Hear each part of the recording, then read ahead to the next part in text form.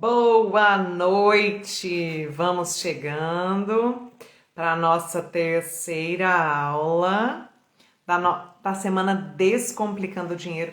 Uma série de informações estão sendo passadas aqui, um conteúdo extremamente rico. Então, eu espero que você esteja aproveitando ao máximo. Eu vou aguardar as pessoas entrarem, vou organizando aqui, colocando o nome, fixando o nome da nossa aula, que hoje chama-se Arrumando a Casa. Arrumando a Casa. Vamos lá. Você que está chegando agora, clica no aviãozinho aqui embaixo e coloca e manda para todas as pessoas que você conhece, para que elas também tenham acesso à informação de qualidade. Então, deixa eu enviar aqui para algumas pessoas antes da gente começar. Vamos chegando, vamos chegando, vamos chegando todos. Sejam bem-vindos, bem-vindos, bem-vindos. Sejam todos bem-vindos. Bom, então, boa noite. Hoje a gente vai falar um pouquinho, o tema é arrumando a casa. Então, Thaís, por onde é que eu começo a organizar as minhas finanças? O que é que eu preciso fazer para começar a organizar? Primeira aula nós falamos dos sonhos, aquilo que nos move, as nossas metas, aonde eu quero chegar, o que eu pretendo realizar, o que eu quero adquirir, como é que isso funciona, tá? Então, primeira coisa, quais metas eu quero atingir? Na aula 2 a gente falou de frente para o inimigo, então deixar de procrastinar é um grande avanço na sua vida financeira, porque você traz à luz aquilo que você precisa para então tomar as atitudes e tomar as decisões. Não deixar com que as outras pessoas decidam por você. E isso é extremamente importante. Você precisa decidir por você. Você precisa ir atrás daquilo que você deseja que realmente aconteça, tá bom? Então, partindo desse princípio, hoje a aula tem bastante conteúdo e o que eu quero trazer para vocês aqui é: para você organizar a casa, você precisa revelar, então, todos os itens que você tem. Imagina que você vai organizar um guarda-roupa. Quando você vai organizar esse guarda-roupa, você precisa esvaziar esse guarda-roupa, deixar ele limpinho e separar, então, tudo que tem lá dentro por categorias. Você vai colocar lá blusas com blusas, casacos com casacos, calças com calças, né? Vai separar sua roupa íntima, vai separar cachecóis, meias, os calçados vão ser limpos e separados, e aí você vai categorizando tudo aquilo, cada coisa em seu lugar, certo? Quando a gente vai fazer isso na nossa vida financeira, o primeiro passo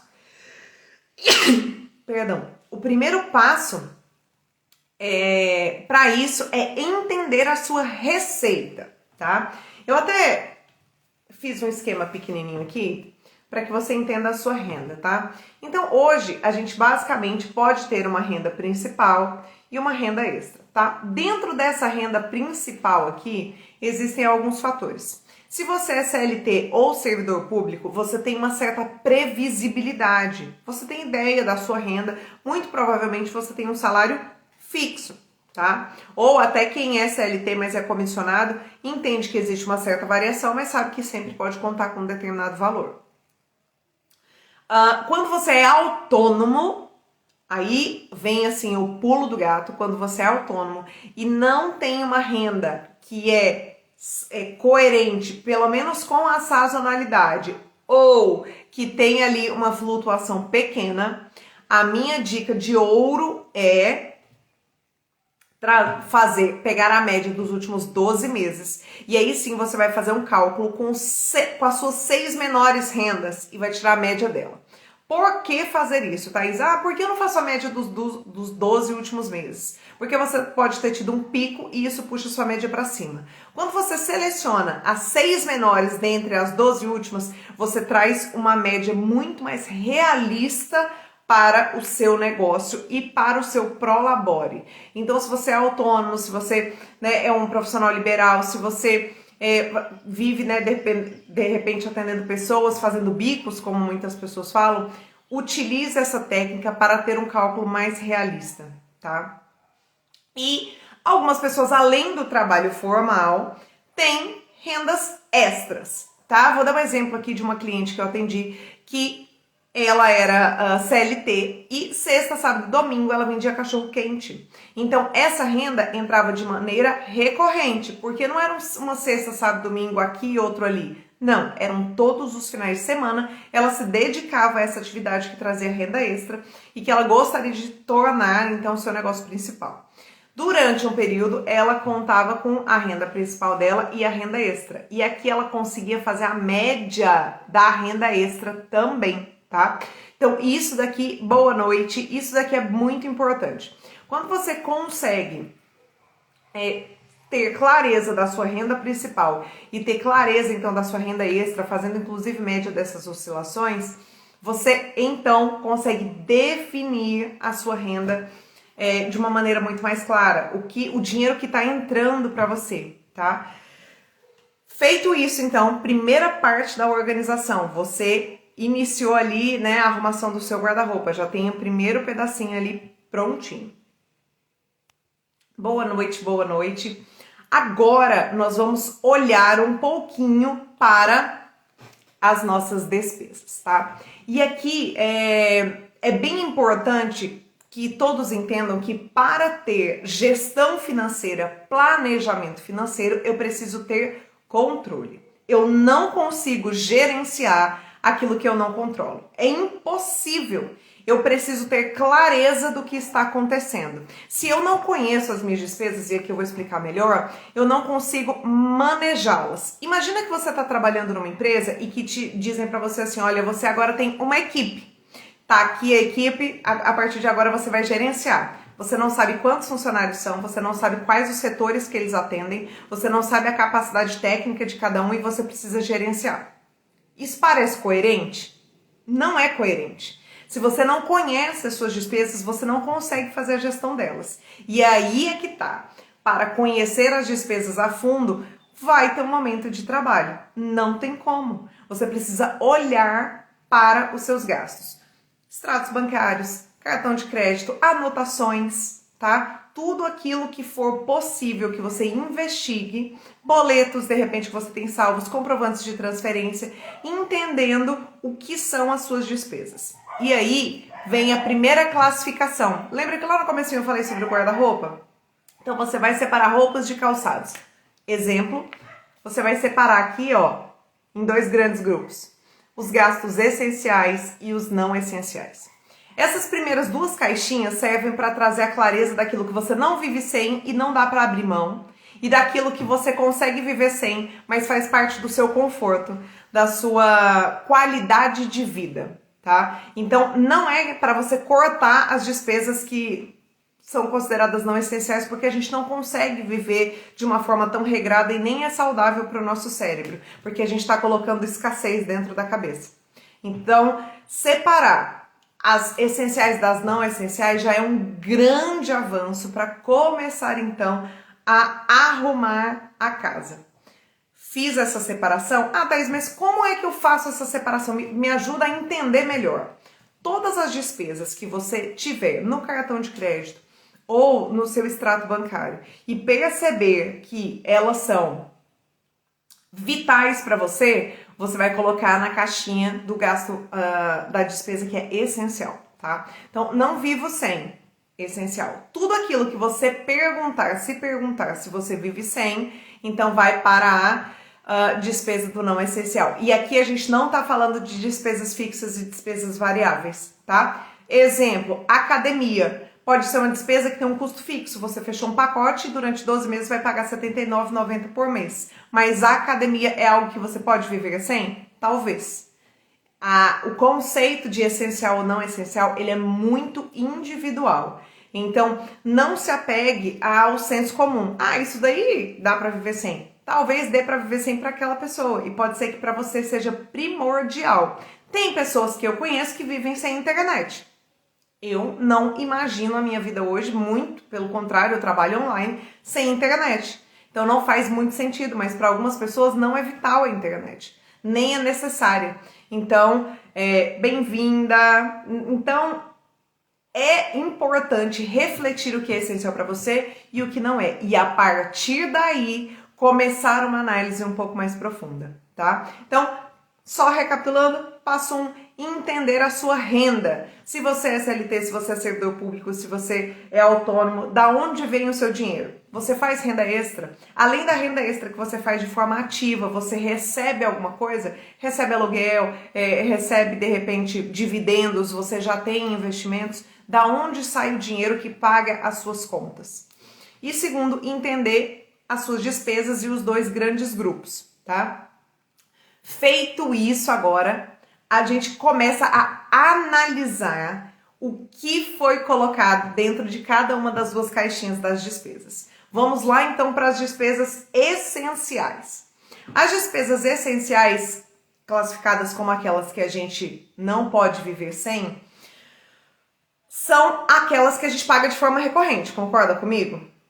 E para eu ter uma economia efetiva, vale mais a pena cortar o cafezinho, como a gente ouve por aí, ou diminuir uma despesa recorrente?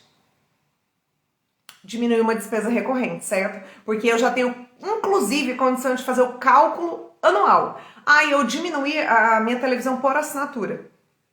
Eu não consigo ficar sem, mas eu consigo diminuir o pacote. E isso vai refletir durante os 12 meses do ano.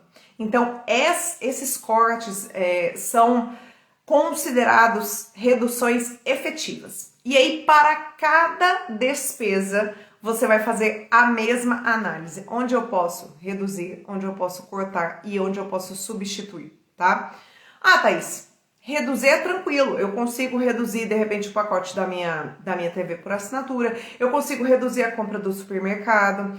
Eu consigo reduzir a minha conta de luz, mas cortar, o que eu posso cortar? É mais radical, né? Então, tudo isso precisa ser olhado com muito cuidado e carinho, de acordo com a sua dinâmica familiar, com a sua dinâmica de vida.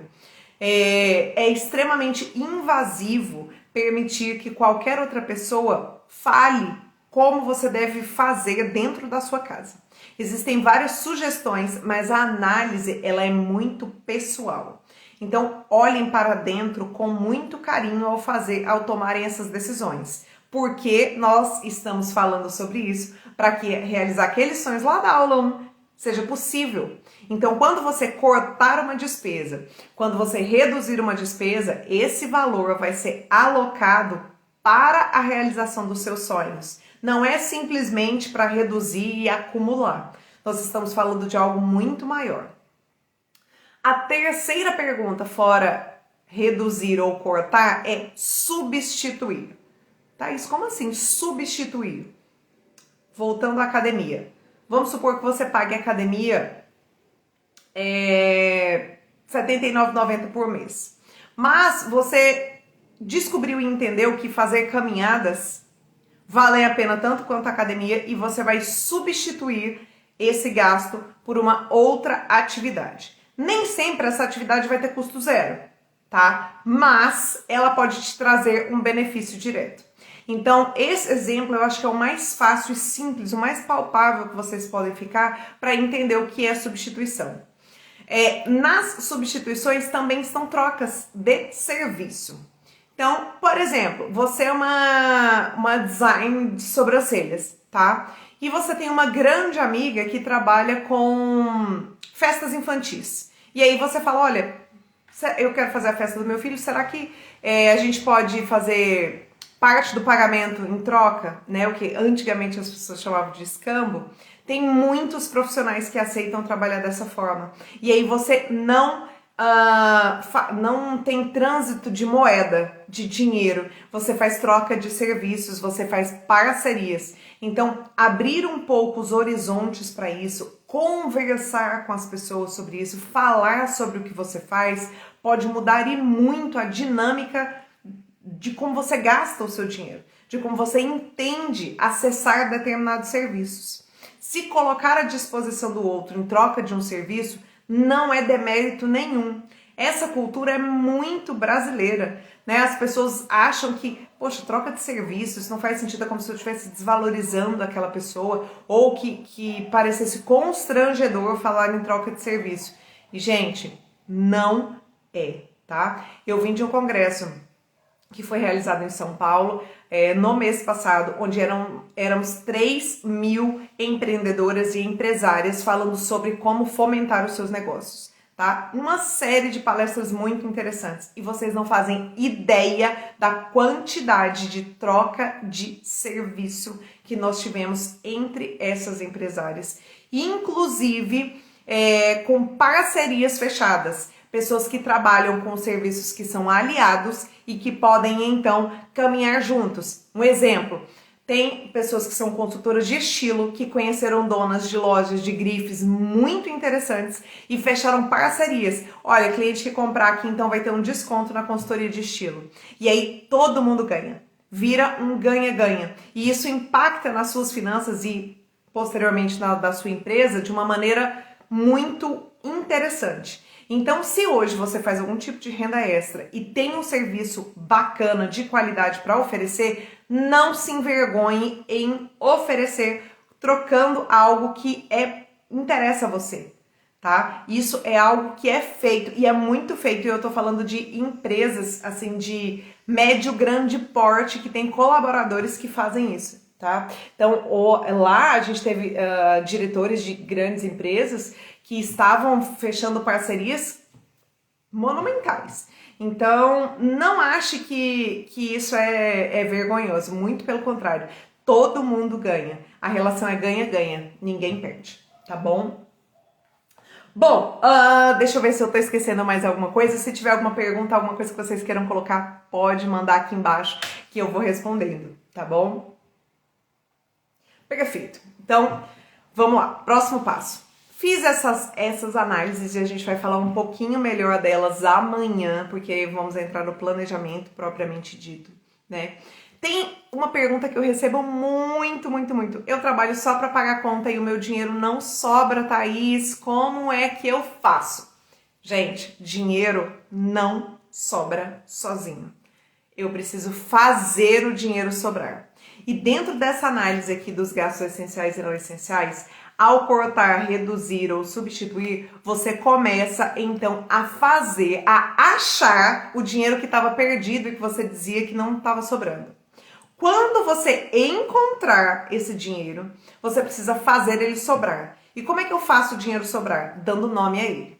Se eu recebo 3.000 reais por mês e eu identifiquei nas minhas despesas que eu tô gastando os 3.000, não tá sobrando nada, e depois eu cortei, reduzi e substituí, e agora eu consegui fazer sobrar 300 reais, 10% da minha renda, esses 300 reais precisam de um destino.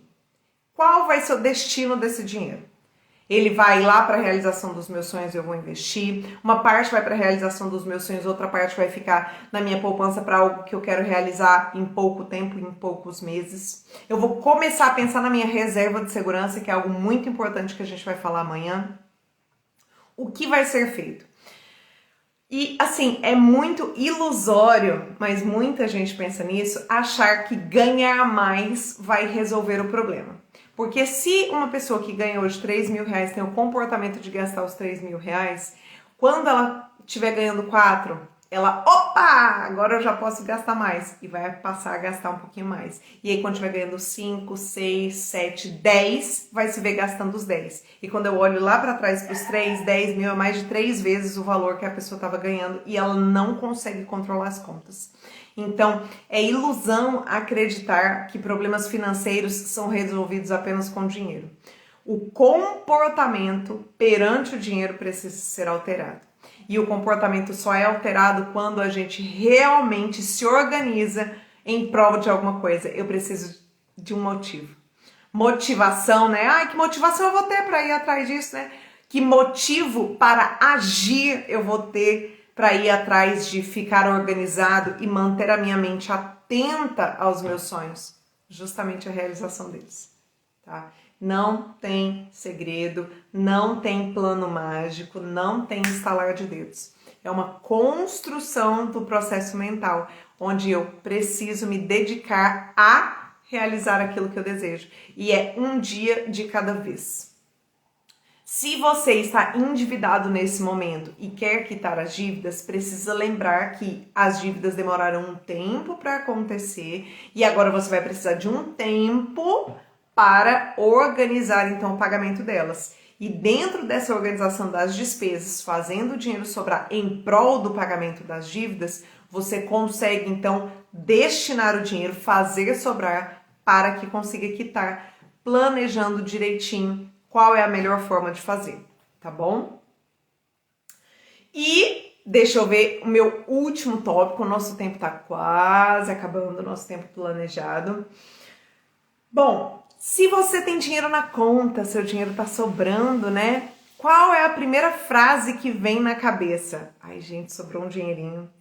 Eu mereço comprar, eu mereço realizar isso que eu tô com vontade, eu mereço viajar, eu mereço uma roupa nova, eu mereço uma comida boa, eu mereço é o que aparece na cabeça. E aí o que acontece? Se a gente for juntar todos os pequenos eu mereços, e isso inclui as pessoas que a gente quer agradar também, tá? Ah, mas eles merecem, ah, mas eles são tão fofinhos, ah, mas é porque é aniversário. Se a gente for juntar todos os eu mereços que a gente profere no ano, a gente merece tanto que quando você for ver, parece que a gente nem fez por onde merecer tudo aquilo, né? Que o trabalho que a gente tem, poxa, eu trabalho tanto e eu não posso ter. O imediatismo faz com que a gente ache que isso é certo. Mas quando você cede ao eu mereço, todas as vezes, você está dizendo não para aqueles sonhos que você listou lá na primeira aula. Então, você diz assim, eu mereço comer isso daqui do bom e do melhor agora. Você está ficando um pouquinho mais distante. Escolha datas especiais, faça com que gastar em determinadas ocasiões seja especial para que você queira fazer. Ah, então todos os aniversários, aqui em casa somos 4 aniversários, nós sempre vamos comer fora, aonde o aniversariante escolher. São 4 vezes por ano. A gente se programa para fazer isso porque esse é um momento especial. Não é, hoje me deu vontade de comer pizza. Quarta-feira eu vou pedir uma pizza. Sábado, não, sábado tô tão cansada, eu não vou cozinhar, vou pedir outra coisa. Se vamos cedendo a esses pequenos impulsos, a gente fica distante dos nossos sonhos, aqueles que a gente fez o compromisso com a gente, né? Então, é necessário entender que todo mundo merece tudo do bom e do melhor, sempre. Mas eu tenho certeza que você não merece a preocupação, a dor de cabeça e os problemas que o endividamento traz. Que a falta de dinheiro, de saber que você não tem um colchão de segurança e que a corda tá para ceder, traz. Então, vale muito, muito a pena pensar em investir, em olhar com todo o amor e carinho para as suas finanças. Saber que ceder às tentações imediatas tiram você do foco, tiram você do alinhamento que você mesmo se propôs. E aí a gente volta para primeira e segunda aula, né, onde eu falei bastante sobre o compromisso, aquele compromisso que a gente faz do coração com nós mesmos. O que é que eu fiz, né? O que é que eu prometi para mim que eu conseguiria fazer? Até onde eu quero chegar? Se eu ceder a todas as coisas que acontecem no caminho, eu vou conseguir alcançar aquilo que eu desejo? Vou ou não vou? Né? O que é que está me impedindo de chegar?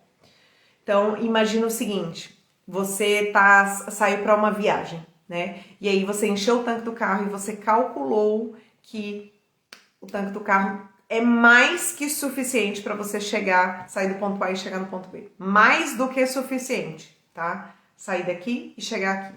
Ótimo. Mas aí no caminho você passa em vários lugares e cede a várias distrações. E aí você não consegue chegar no ponto B. Então, na vida financeira é exatamente a mesma coisa. Eu vou me atrasar e me atrasar. Se você fizer isso de forma consciente, tudo bem. 99% das pessoas não faz de forma consciente. Inclusive, preferem nem olhar o que está acontecendo, né? Quando chega a fatura do cartão, fala, quem será que gastou tanto assim? Né? E a gente sabe que fomos nós. Então, não querer lidar com a situação atrasa a evolução das suas finanças. Dar as costas para a sua situação financeira atual atrasa o local para onde você deseja ir. E aí, quanto mais atrasado você ficar, mais difícil vai ser você alcançar aquilo que você deseja, porque vem a desmotivação. Lembra que eu conversei que o resultado é o combustível da motivação? Se eu não tenho resultado, se eu tenho os resultados contrários àquilo que eu gostaria, eu vou ficando desmotivado e vem uma sensação de fracasso. E quando essa sensação aparece, é muito complicado para nós sair desse ciclo vicioso. E aí você realmente precisa de um resgate, né? Precisa de alguém que te tire daquele lugar de fracasso e mostre para você, opa, tem solução, eu consigo me organizar e consigo sim, a partir daqui, dar os passos para em direção ao local, né, ao destino que é o sonho que você deseja.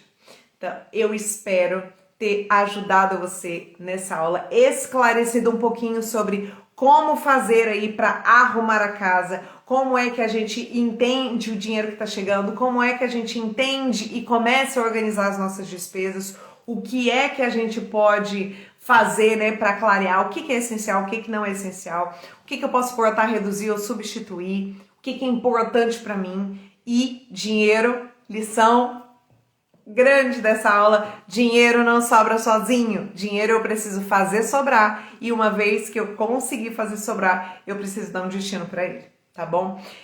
Grupo do WhatsApp, quem tá no grupo do WhatsApp, se você ainda não entrou, corre lá na bio, clica lá no link, material dessa aula vai ser entregue lá no grupo do WhatsApp. Foi um prazer estar com vocês. Quem tiver alguma dúvida, pode me mandar inbox, pode me mandar lá no grupo, eu tô à disposição de vocês. Gente, boa noite e até amanhã!